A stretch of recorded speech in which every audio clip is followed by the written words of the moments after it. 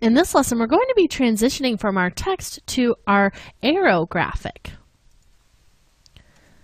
Okay, so we're right here where we left off, and what I want to do next is talk about what he's saying. He says, at the present rate of destruction, 70% of the coral will be gone.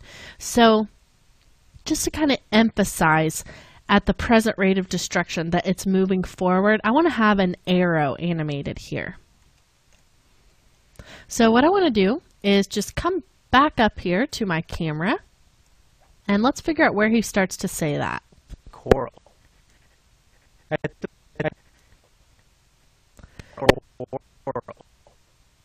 Okay, so I want to start transitioning before he starts to say at the present rate, but after this keyframe here. So we'll just go ahead and set another position keyframe, and then let's move forward about 10 frames. So I just held shift and hit page down, and we'll move this over to the left, which is moving our camera to the right, just like that.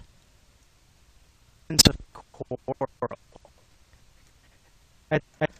I don't want to have such a fast ease into this last keyframe, so let's go ahead and select that and grab our graph editor, and let's pull this out and make that even more extreme. It's already pretty extreme, really fast at the beginning, then it's going to really get slower right about here.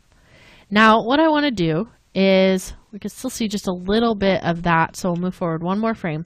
This is where I want my arrow to come in. I want it to be right in the middle of the comp, and I'm going to draw this using a shape layer.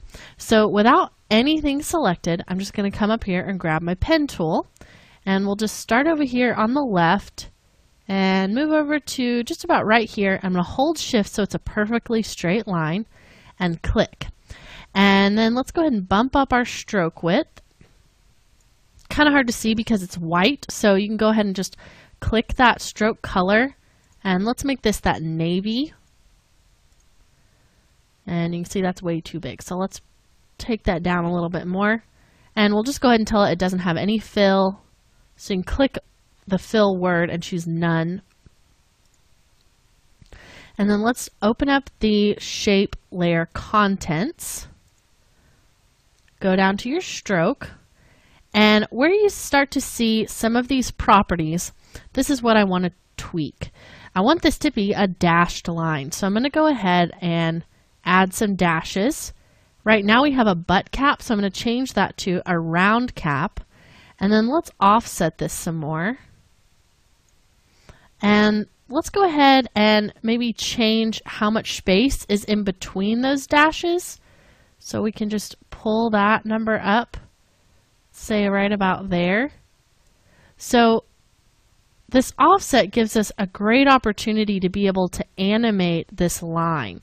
So what I want to do is just kind of start right about here, or we could even just start that at 0 and then maybe back it up a little bit just so that dot is gone.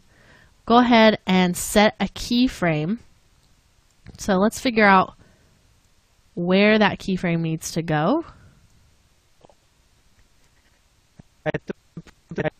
So really just about right there where we just come into frame for this. So I'll go ahead and set a key for the offset, and let's move forward. At the present rate of destruction, right about here.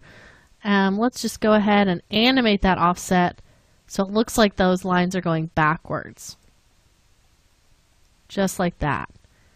And now let's go ahead and make this a 3D layer so our camera actually zooms over to this line. So I'll go ahead and just turn on that switch, and you can see it's vertical, so let's rotate that so that it's going to be horizontal. We'll just hover over the Z handle, rotate that, grab the X handle and just pull that over to the side.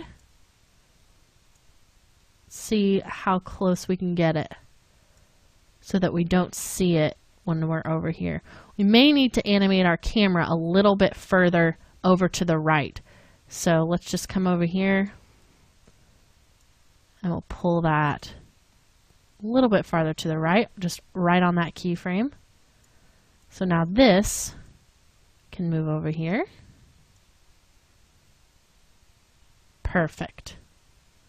Okay, so this is looking really good. It's just a little bit too long. So what we can do is just come in here where we see our stroke. Select that. Make sure you have your selection tool. And you can proportionately scale it down. And then you can change the stroke width if you need to. Still just a little bit too long for me. So I'm going to scale it down just a little bit more. If you have trouble doing that, you can just select the layer, hit the S key, and scale it down like that.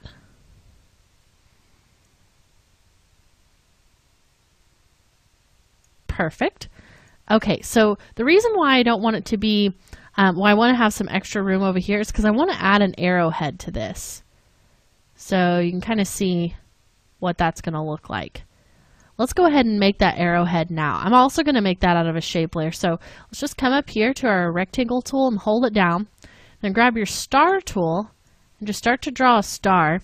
Then while you still have that mouse button held down, hit the down arrow and that'll turn it into a triangle.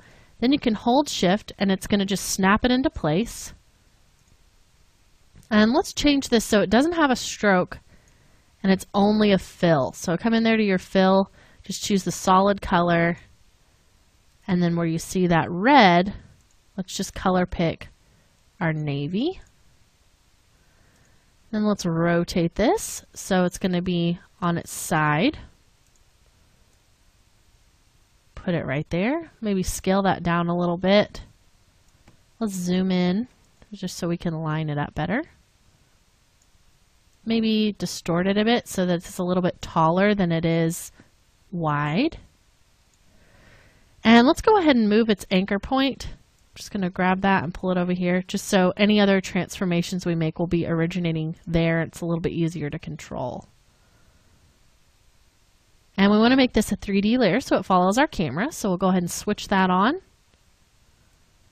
And let's just zoom in up here. We'll grab it and move it down where we want it to be. Looks like we need to rotate it again, so just rotate it down this way. Just holding shift to snap that into place. And again, let's make this just a little bit smaller. Just like that. Perfect. Okay, now let's go ahead and scrub just to watch this. I'm going to turn motion blur on for those two layers.